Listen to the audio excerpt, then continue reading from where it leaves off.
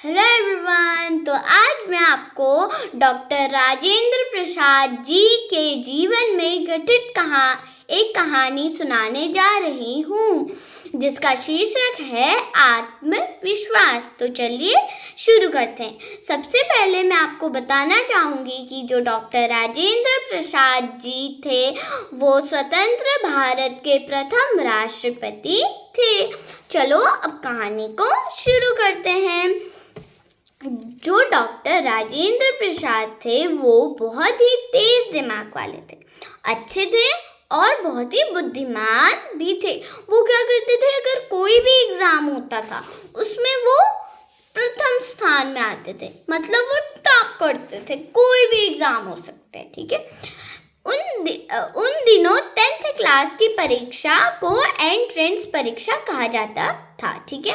उन दिनों वो क्या कर रहे थे, उनके कौन से एग्जाम चल रहे थे, एंट्रेंस के एग्जाम चल रहे थे, ठीक है। इस परीक्षा में राजेंद्र बाबू ने प्रथम स्थान पाया था, ठीक है। उन्होंने जो एंट्रेंस का एग्जाम दिया था उसमें भी उन्होंने टॉप करा था और स्कॉलरशिप प्राप्त करी थी, और जो स्कॉलरशिप थी उसे ली थी। स्कॉलरशिप मतलब जैसे कोई भी जैसे फर्स्ट निकलता है तो उसे पैसे मिलते हैं, है ना। जो जैसे कोई भी टॉप करता है तो उसे पैसे मिलते हैं, वही स्कॉलरशिप हो गया, ठीक है। राजेंद्र प्रसाद ने 12वीं कक्षा में IA की परीक्षा दी, ठीक है। उन्होंने क्या करा, जब वो 12th क्लास में आ गए थे उन्होंने किसकी परीक्षा दी, उन्होंने किसका एग्जाम दिया, IA का एग्जाम दिया।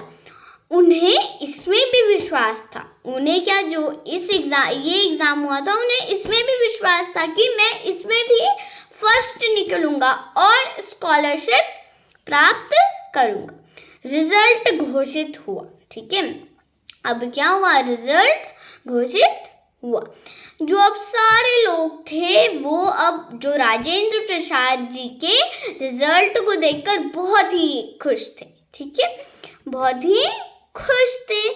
मगर पर ये क्या था, राजेंद्र बाबू का नाम उत्तीर्ण होने वाले छात्रों की सूची में नहीं था, ठीक है। जो राजेंद्र प्रसाद जी थे उनका नाम नहीं था।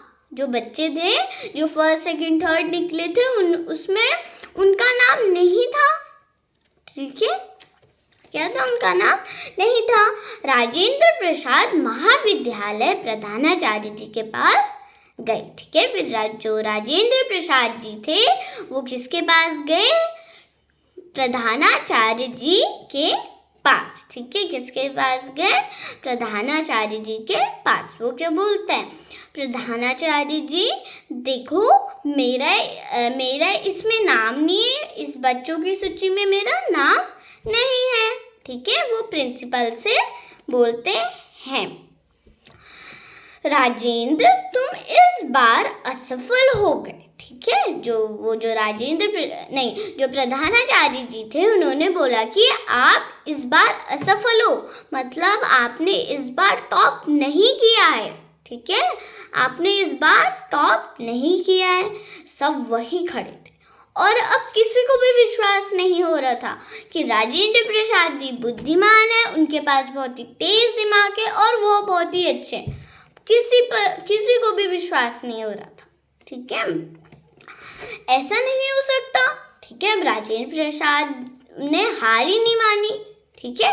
वो क्या बोलने लग गए, ऐसा तो नहीं हो सकता, है ना।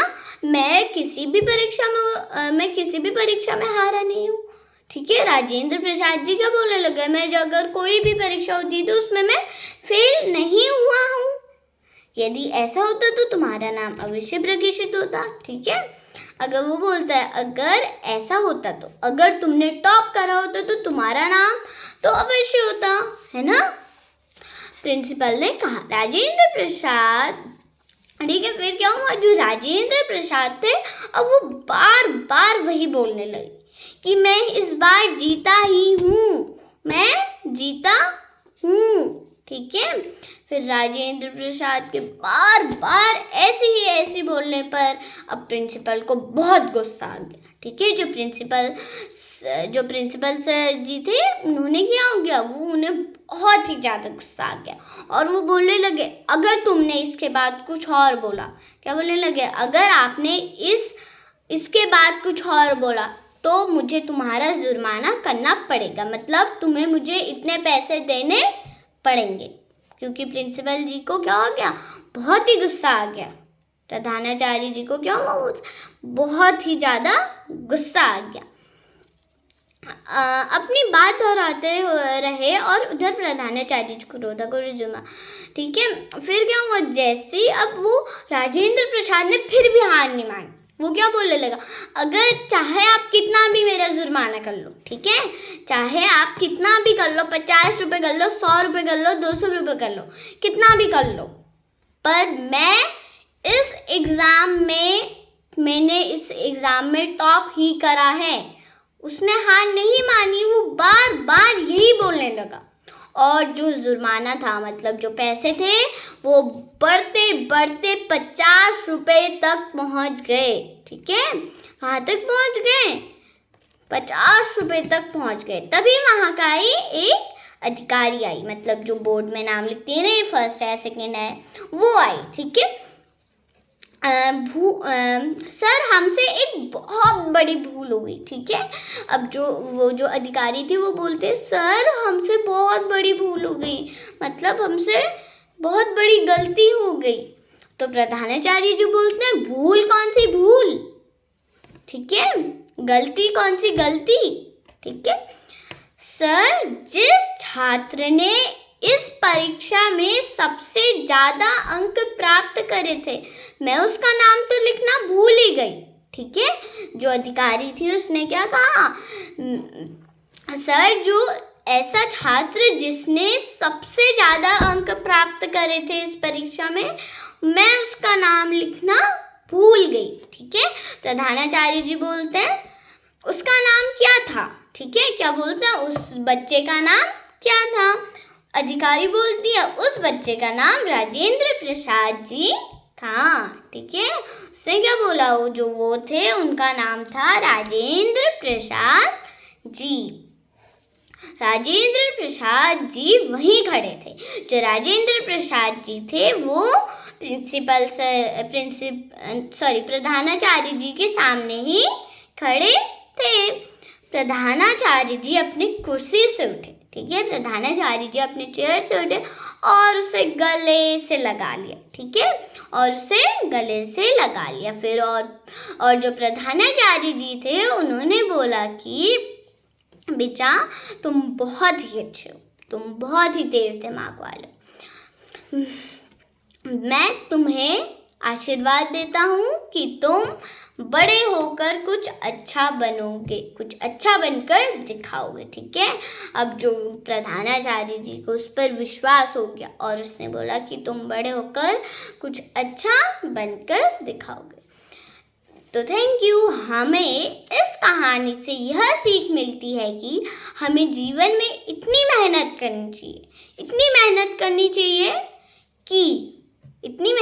चाहिए कि हम अपने आप पे भरोसा कर सकें और किसी भी मुश्किल आने पर उसका डट कर सामना कर सकें। ठीक है, तो इस शिक्षा का मतलब क्या था? इसका मतलब था कि हमें अपने आप पर भरोसा होना चाहिए, विश्वास होना चाहिए, हमें हार नहीं माननी चाहिए कभी भी। ठीक है, अगर आपको पता है कि मैंने उसमें अच्छे से लिखा था, ठीक है, जैसे राजेंद्र प्रसाद जी ने, उनको पूरा विश्वास था कि मैंने बहुत अच्छे से लिखा है और मैं ही टॉप करूँगा, और उन्होंने ही टॉप करा। ठीक है, so thank you, bye bye, meet you.